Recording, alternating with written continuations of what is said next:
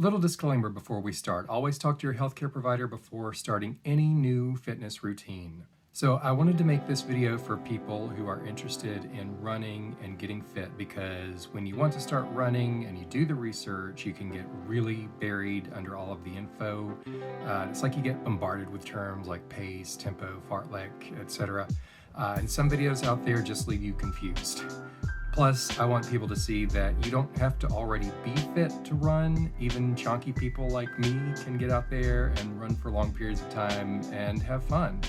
So I wanted to go over what I think are some of the basics to get started. This is by no means a comprehensive list, just some things I wish I had known at first. All right, so you want to learn to run, right? Well, to start running, you actually will be walking more than anything.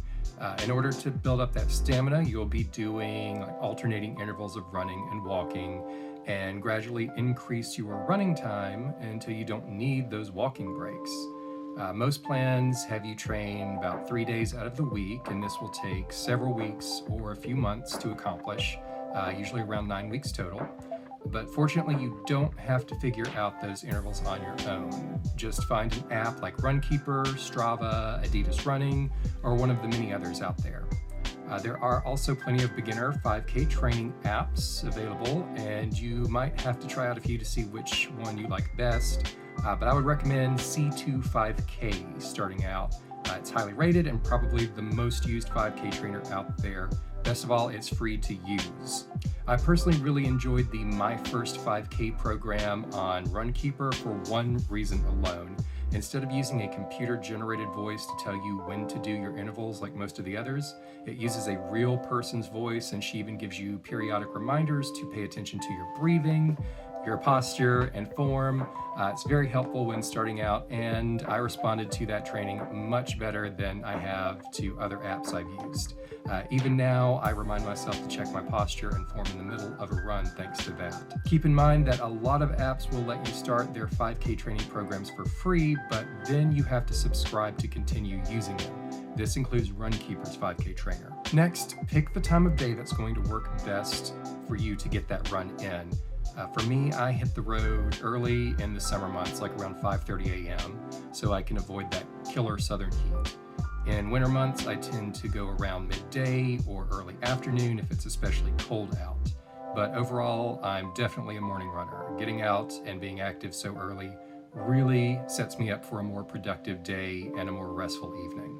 Many people prefer running in the evenings, like right after work. It's totally up to you and what fits your life. But what's important is that you make the time. Personally, I don't like running evenings because if I've had a day's worth of meals and try to get that 30 minutes in at 5 o'clock, I feel slow and weighed down, and those runs are less enjoyable for me. Plus, if things happen during the day that wear me down, like a bad day of work, I run the risk of putting off that run by telling myself I'm just too tired or that I have too many other things to do, and that's just going to lead to giving up on that goal. That brings up another point, eating. So you really have to do some experimentation on your own, but some people just can't go for a morning run until they've fueled up first. I personally can't stand the thought of running right after breakfast or any other meal, so I don't do it. It's also important to remember that if you're going to be working hard on that run, your body is going to put less effort into digesting that food, and this can lead to some pretty bad nausea or full-on vomiting, and no one wants that. This can even happen if you have a little too much water right beforehand.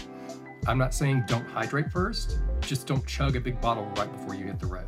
I highly recommend you start out on an empty stomach and only a little water for a while, and don't worry about anything crazy advanced like carb loading or using any of those energy gels that you see at the store. It's not necessary for the short training runs that you'll be doing.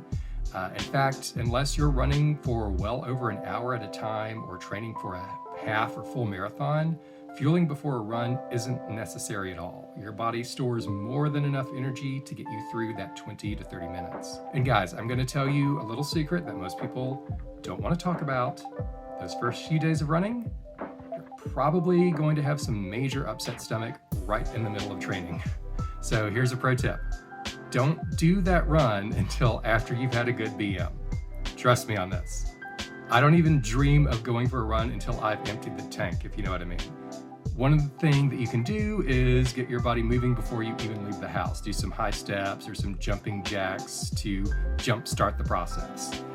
If you can, you might want to go running in a place that you know you have access to a bathroom in case of emergency. I started out running through my little neighborhood, so I was never far from home if I needed the toilet. Now back to the topic of energy. There's one thing I want you all to understand. Some days are just going to suck. You are never going to be at the top of your game every day. Some days you'll have a 40-minute run that feels great, you're going fast, you've got no aches or soreness, and you feel invincible. But then a day or two later, you have a short 20-minute run and you feel like you can barely pick up your feet. Maybe you've got a tight muscle or you have zero energy, whatever. It's going to happen, and I'm here to tell you that that's okay. Do not get discouraged by those bad days because they happen to everyone, even professional athletes. After that bad run, just shrug it off. Tell yourself, well, I'll try to do better on the next one. Next, do not underestimate the importance of good running clothes. I know you think you're fine to just throw on an old t-shirt and some sweatpants and go, but trust me when I say you need real athletic clothes. Something made of synthetic fibers that won't absorb sweat like cotton does and won't weigh you down, and will instead help keep you drier longer. They don't even have to be expensive. Check the clearance section of your local sporting goods store or even a second-hand shop.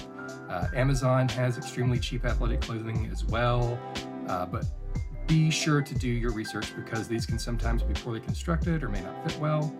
I've had success with a company called Bayleaf Athletic Clothing. I really like their long sleeve running shirts. I'll put a link below. Personally, I go mid-range with my spending on athletic gear. I love running tights because I have thick thighs.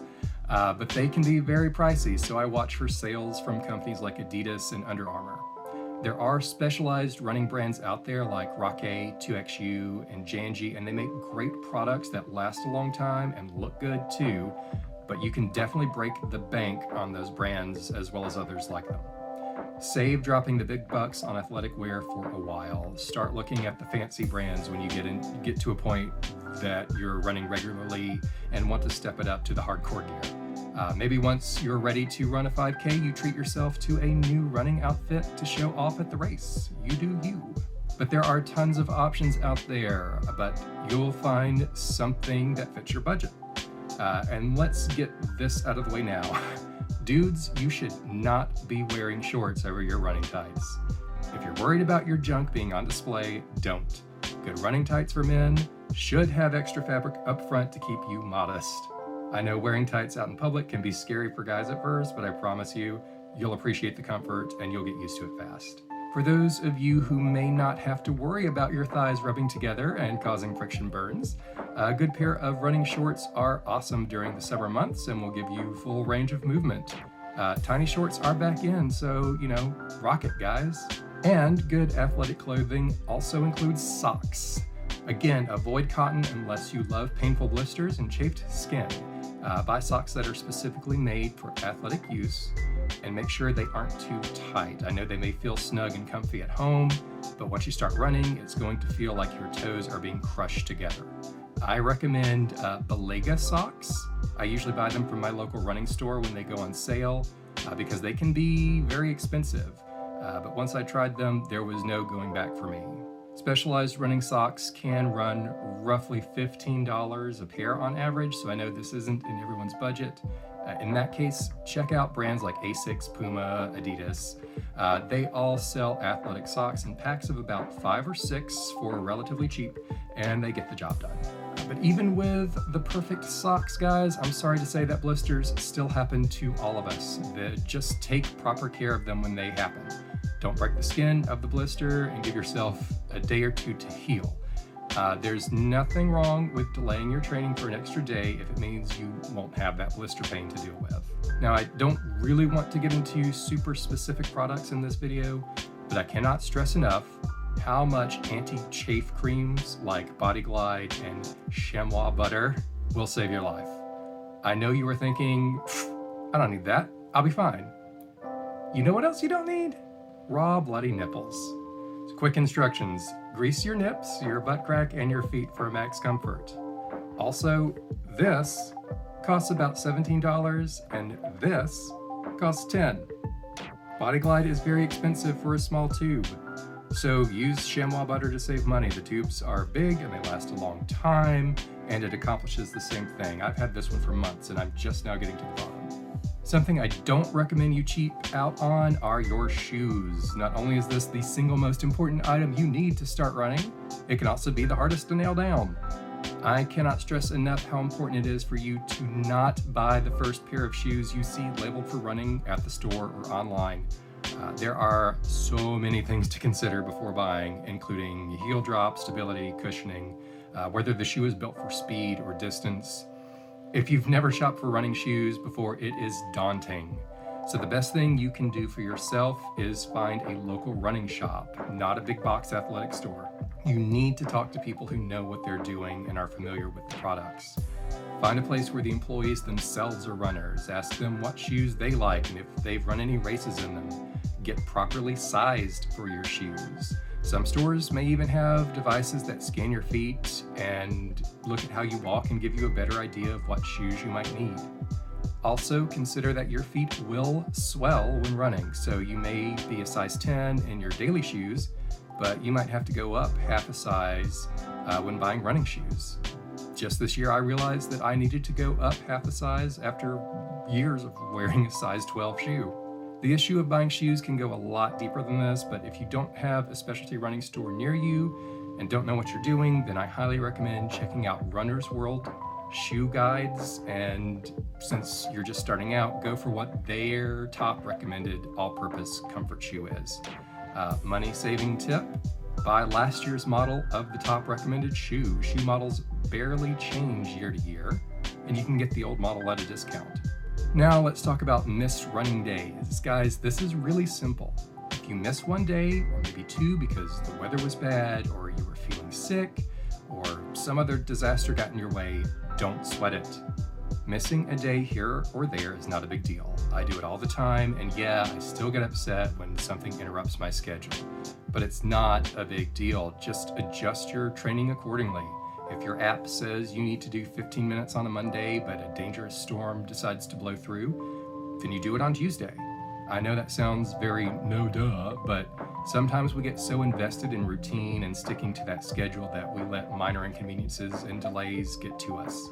So if you miss that one day, no problem. Just do that missed training run on the next one. Lastly, one of the biggest hurdles people, especially chunky people like me, have to get over is that fear of other people seeing us run and wondering if they're laughing at us. You're going to convince yourself that that guy you just passed is making fun of you for how slow you are, or even for what you're wearing. I'm here to tell you, no one cares. The only person judging you is you. And that little voice inside trying to make you feel bad just doesn't want you to do something new and uncomfortable. That little voice wants Doritos and Netflix, not the discomfort pushing yourself to new limits. Tell that judgmental little voice to GTFO because you got asphalt to pound. And look, it doesn't matter if you're not fast. Even when I was running every day and I was super thin, I was still a slow runner, and that's totally okay. And I know some of you may think you're too heavy to get into running. Well, I'm here to tell you that you are most likely not too heavy to start. And if you truly, truly are, then you start out walking. And maybe you have to stick to that for a few weeks or months. And when that becomes easy, you start throwing in those short running intervals.